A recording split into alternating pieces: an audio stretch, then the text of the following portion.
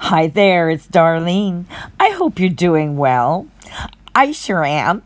A little birdie a few days ago landed on my shoulder and gave me the news that an actual news station from Denmark called DRTV, it covered Philip Johansson and his scammy business practices. Yes, they actually had a reporter go and interview him and talk about him. Oh my God, they did an awesome job.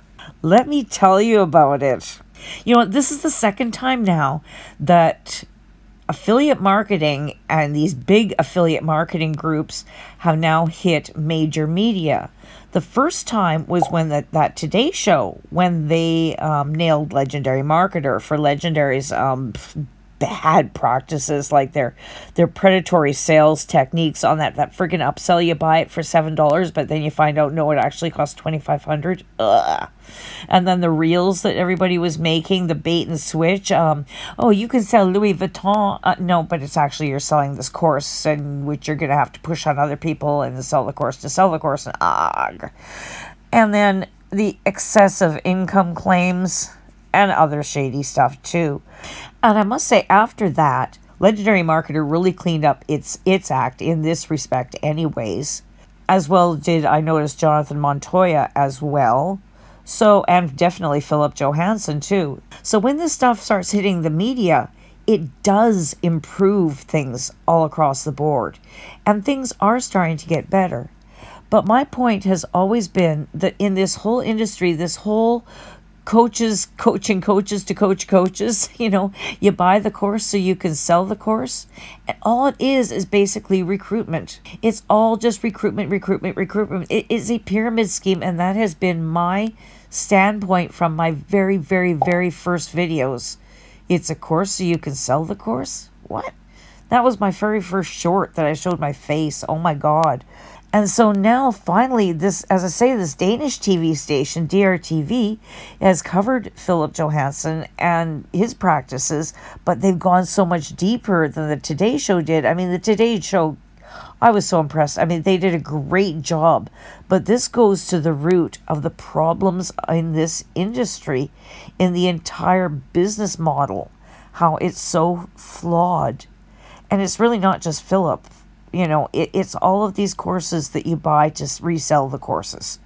And this guy also digs up something further that I hadn't even thought of, surprise, surprise, is that Philip claims that if you follow his teachings, that you could have his lifestyle if you work hard enough. But this guy, this reporter, Jacob Wheel, he brings out how, no, you actually can't. And he gets Philip to say, no, you actually can't. It's awesome. So before I roll this, which I'm going to right away here, I just got to tell you, okay, first of all, for me to even get a copy of this, I had to get like a VPS from Denmark, because you can try to log in and create an account, but it won't let you in if you're not from Denmark. So okay, that's VPN time. So I had to get a special one for Denmark. And then of course it's in Danish. Duh. So, which I can't speak, and neither can any of you, or excuse me, nor can many of you. Actually, I've got 31% of the people that follow my channel are from Denmark. So, hello people from Denmark. That's awesome. So what I had to do was put it through turboscribe.ai. It both translated it and then provided the captions. Right?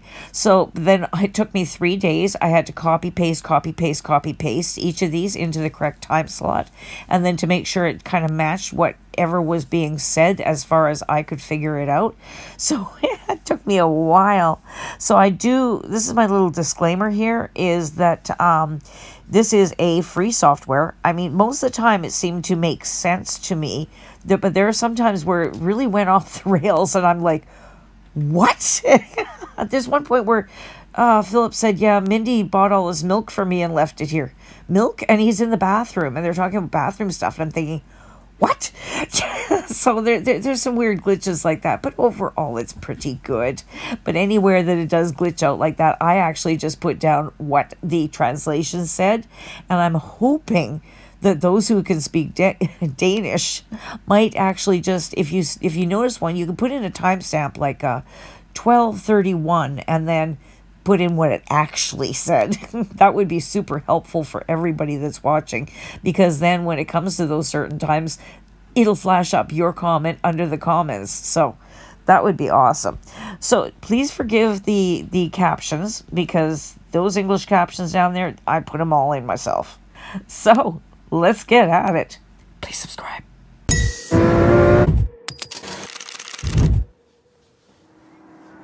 I'm giving you an opportunity of a lifetime. And if you really commit to it and go all in for 6 months, it will change your life. Det er ret store ord. Det vrimler med reklamer og annoncer på sociale medier, hvor folk i åben skjorte og store solbriller lover, at du kan blive din egen chef og arbejde, når du vil og hvor du vil. Det eneste, du skal gøre, er at kommentere eller sende en DM, og så vil de fortælle dig deres magiske opskrift på succes, frihed og økonomisk uafhængighed. Og når ja, så skal du også lige overføre flere tusind kroner. Let's get it. Take some risks. Tak for senere. Men hvad ligger der bag alle de reklamer, der fylder i ens feed? Hvem er de her mennesker? Hvad er det præcis, de sælger? Og hvad siger dem, der har købt deres opskrift på succes? Er det hele for godt til at være sandt? Det hele er fodboldfidus, min ven. Don't fall for these internet marketing scams. Alt er muligt. Alt. Eller er det virkelig vejen til nemme penge?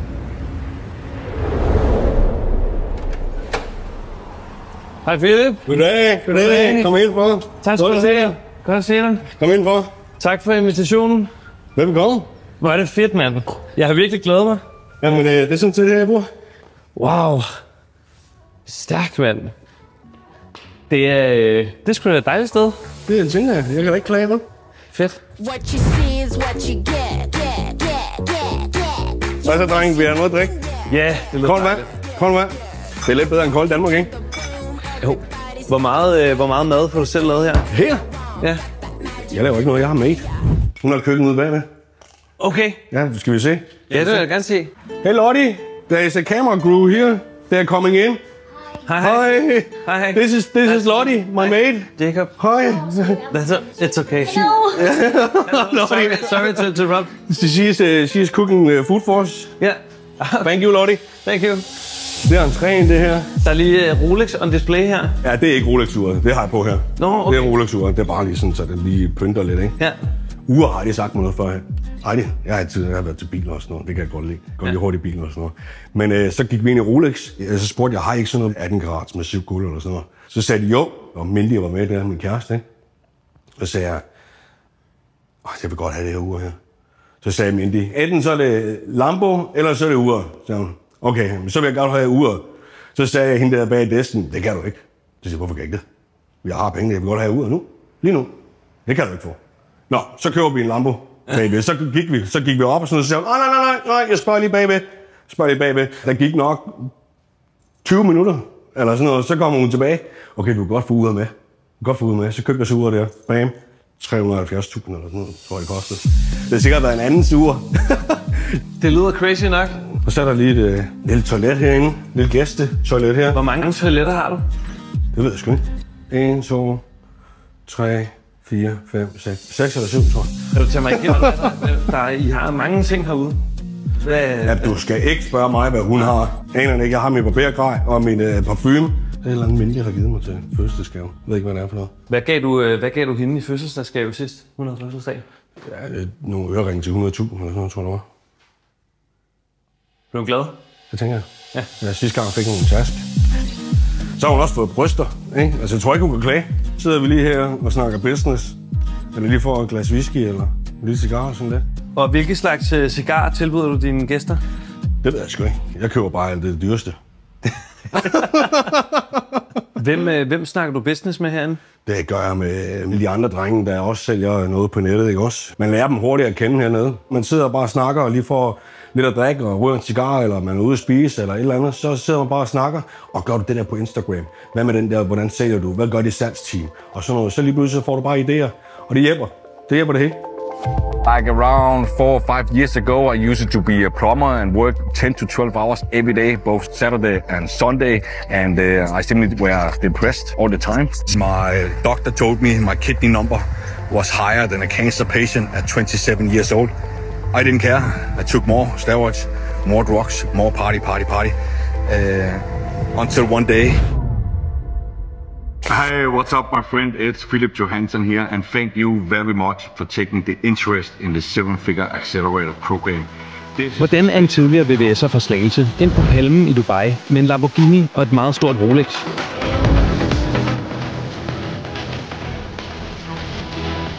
Svaret er, ifølge ham selv, ved at sælge kurser i affiliate marketing. Click the button below right now. Let's get it. Affiliate marketing går kort sagt ud på at videresælge andres produkter. Man bliver altså en form for sælger for en andens produkt, og så tjener man en procentdel ved hvert salg. Det er egentlig en meget almindelig forretningsmodel. Når en influencer for eksempel henviser til et produkt, som du kan købe ved at trykke på deres link, så er det affiliate marketing. Click the link in my bio for free trading. Let's get it. Er det workstation herovre? Det er workstation. Må jeg kigge? Hvad har vi? Expert Secrets. Ja, Expert Secrets her. Og det var ham, der fik mig til at dele på internettet. Jeg var drug addict, så jeg tog masse stoffer og alkohol og party og steroider og alt muligt. Og det var ham, der sagde, det var i den bog, der han sagde, at hvis du deler det med verden, og du kommer videre derfra, så inspirerer du mange folk. Og jo mere du kan dele om dig selv og alt det lort, du har været igennem livet, det bedre er det, jo flere penge tjener du. Hvis du kan relatere til min story, min historie, og hvad jeg har været igennem, og jeg er en blindeslager fra Danmark, og du måske er en tømmer eller VVS'er selv, eller sådan noget, hvem stoler du så mest på i løbet af, i stedet for alle de andre på nettet? Stoler du på mig? Det er meget god udsigt. Nej, det kan man sgu ikke klage over. Nej. Men er du nogensinde på stranden?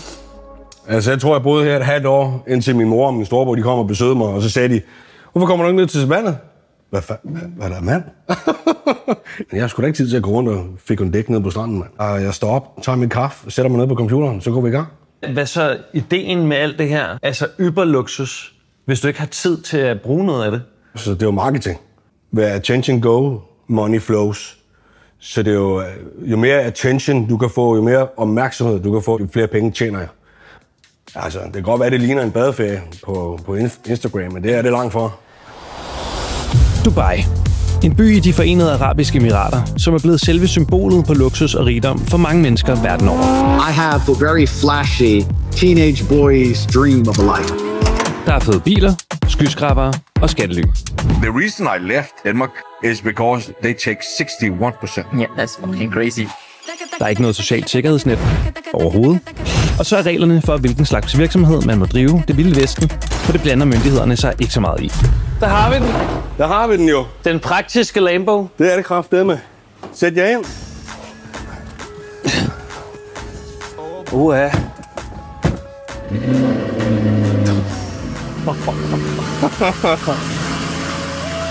Hvad skal det? Hvor ofte er du ude at køre? Det er, når jeg skal ned til Sol, eller så har jeg lige fundet et træningscenter her på det Porm. Det er nærmest sådan kronjuvelen i dine videoer, føler jeg. Det er dig foran den Lamborghini, ikke? Tror du, den har tjent sig selv ind endnu? Det har den. Det har den. Attention, ikke? Ja. Attention. Det føles lidt som om, du lægger op til et race med ham der.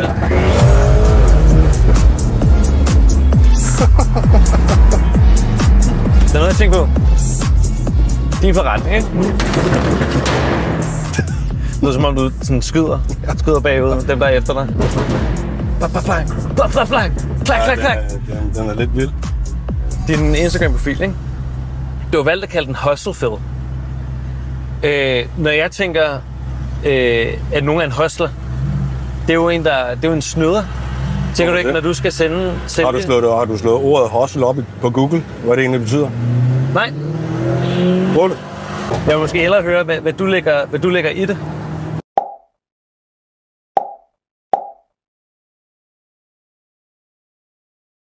Hustler, det er en, der går all in for at opnå sine mål, ikke? Ja. Gør whatever it takes for at nå det. Ja. Og du er en hustler på den måde? hustler. Hvis man søger på Philip Johansen, så dukker der en del kritik op af hans kursus 7-Figure Accelerator. You just spend an hour a day, and then you watch the money roll in. I was manipulated into buying this. Hello, everybody. Hello. Happy Monday. So basically, you fork up $2,500 to learn how to promote a course. It's a scam, and everyone needs to stay clear. Hey, What's up? var det godt med? Det er super. Det kørte bare. Dejligt. Spiller bare. Der er ikke nogen fires. Teamet er glade. Studenterne er glade. Vi alle sammen er glade. Vi alle sammen laver penge. Vi kan ikke klage. Solen skinner. Ikke? Det regner ikke. Det, som du underviser i, ikke? Altså, det er affiliate marketing. Men det, du selv laver nu, det er noget andet, ikke? Jo. Så hvad er det, du tjener dine penge på? Hvordan du har tjent penge til at bo her? Ja. Jeg tjener mine penge på at sælge mit eget digitale program. Philip har efter eget udsagn 8.000 elever, som hver især har betalt mindst $2,500, cirka 17.000 danske kroner, for at tage hans kursus. Den drøm, du sælger, når du står og du laver din video, og du står for en Lamboen, du står ude foran din pool. Der tænker jeg, at den drøm, den sælger du som noget, man kan opnå, hvis man følger dit program, ikke? De fleste, der tager det, de kan vel ikke nå så langt? Nej, det kan de ikke. Ja. Okay. Så har jeg også bare googlet dig, og det er sådan dit navn, der kommer op, men så kommer der også sådan nogle is the Philip Johansen 7-step program a scam? Ja, legit a scam. Legit a scam. Ja. Og der er der jo bare nogen, der siger, ja, det er 100% scam, og han underviser folk i at sælge sit eget program. Ja, de kalder det pyramidespil. Ja, og bare lige for en god ordens skyld. Et pyramidespil er en ulovlig forretningsmodel, hvor en eller flere personer i toppen værver nogle medlemmer, som skal værve flere medlemmer, som skal værve flere medlemmer, der betaler for at blive medlem. Det er selvfølgelig dem i toppen, der får mest ud af det. For på et tidspunkt har dem i bunden ikke flere at værve, og så står de tilbage med regningen. Det kan være ret svært at gennemskue, om noget er et pyramidespil eller ej. Ifølge den danske spilmyndighed er det et rødt flag, hvis over halvdelen af indtægterne i forretningen stammer fra værvningen af nye medlemmer. I Philips tilfælde vil det sige, at der kan være tale om et pyramidespil, hvis over halvdelen af hans elever videresælger hans kursus, og ikke et andet produkt. For jeg tror udefra kan du bare godt ligne, at hvis folk tager dit program, så lærer de mest af alt bare at sælge dit program. Ja, det kan godt se sådan ud udefra. Bare cirka, hvor mange procent af de 8.000 elever, du har, sælger dit program? Det ved jeg ikke. Det har jeg ikke talt på. Og jeg kan ikke give dig nogen procent, fordi det procent, det kan ændre sig i morgen, hvis vi får en hel masse købere i dag. Men er det over halvdelen? Det vil jeg mene. Ja. Uden at have et tal på det, men jeg mener over halvdelen. Og så siger folk på nettet, som du selv sagde, jamen du lærer jo bare folk, hvordan man sælger dit eget program, Philip. Nej, det gør jeg ikke, fordi det er ulovligt. Så jeg har en lang video inde i programmet, der forklarer, jeg har endda helt modul med, hvordan du promoter hvilket som helst program. Så det lærer vi dem først, hvordan du vælger de rigtige produkter. Og så har vi også, hvor du kan sælge mit program. Og jeg har hyret 3 forskellige advokater til at gå igennem mit program og spørge dem, at det her er den rigtige måde at gøre det på. Fordi jeg vil godt være på den rigtige side af loven. Altså, det virker lidt som om, at der skal meget til at ramme dig. Men når der er folk, der skriver, ham der, han er en fucking scammer, det er pyramidespil. Rører det dig overhovedet? Absolut ikke. Absolut ikke. Det er jo, som vi har snakket igennem hele dagen her, jeg har rigtig meget attention. Og så kan man sige, ja, altså, if nobody hates what you're doing, then nobody knows what you're doing. Right? Så jo større du bliver, jo mere hate får du, og sådan er det bare. Ifølge Philip er hans forretning altså ikke et pyramidespil.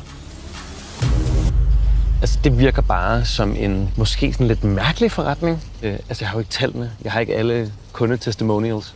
Men ud fra det, han har fortalt, så kan man nok godt regne med, at Philip tjener flest penge, hvis hans elever vælger at videresælge netop hans kursus. Men det forstår godt, hvis man kigger på sådan noget her på Instagram og tænker,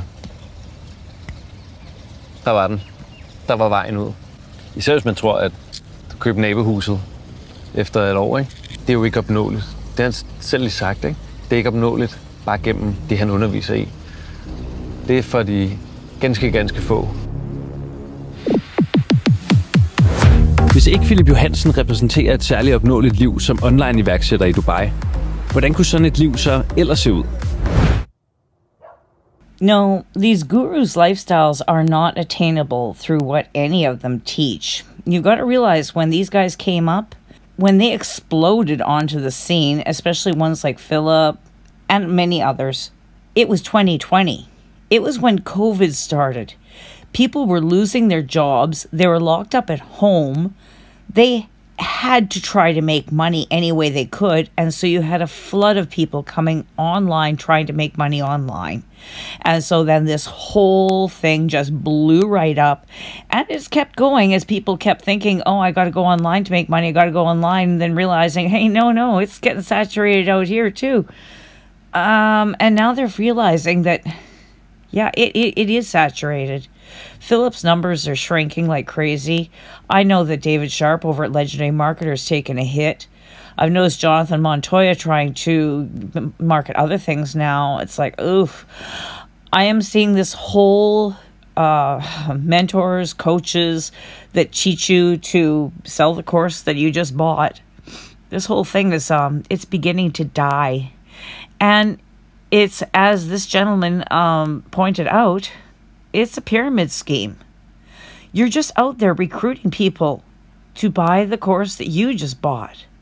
How can you not see it as a pyramid scheme? However, that 50% rule that Jacob Wheel was talking about from Denmark, that is only applicable to Denmark. And they're saying that if 50% of the people that buy the course resell it, then it's a pyramid scheme. However, I would encourage people to check the regulations in their own countries. Now, I know in North America, with Canada and with the U.S. having the FTC, Canada having our own legislation, neither of them has a 50% rule per se. The FTC has never come down with a ruling as to what the definition of a pyramid scheme is as it applies to online courses, okay? Oh, plenty of other cases, absolutely. But for online courses, it's still the Wild West out there. The thing is, though, this doesn't really touch Philip now, does it? But it certainly does touch his affiliates that are in Denmark, for example. And he does have quite a few people in Denmark that are selling his course because of him. Also, there are other countries, and I don't know what the rules are in each and every country, and I would suggest that if you're an affiliate in some other country other than the ones I've discussed, you might want to check what the rules are in your country. Because I wouldn't want to be caught being wrapped up in an illegal pyramid scheme. All pyramid schemes are illegal. Also, it's kind of sad when you think that it's only the top of the top of the top of pyramid schemes that ever make a go of it. And that's exactly what's being proven out here, Legendary Marketer, and in other spaces as well that are just like this. But I'm glad that mainstream media, at least now, is recognizing it. And the more this stuff hits the news, the more it hits the BBB, the more it hits, the regulators, the more attention that's being brought on these shady practices, hopefully, things will get done and people's eyes will be opened. And then I will hopefully be out of a job and I'll see you all later. Seriously, though, that would be awesome. Thanks all for watching. You have a good one and take care.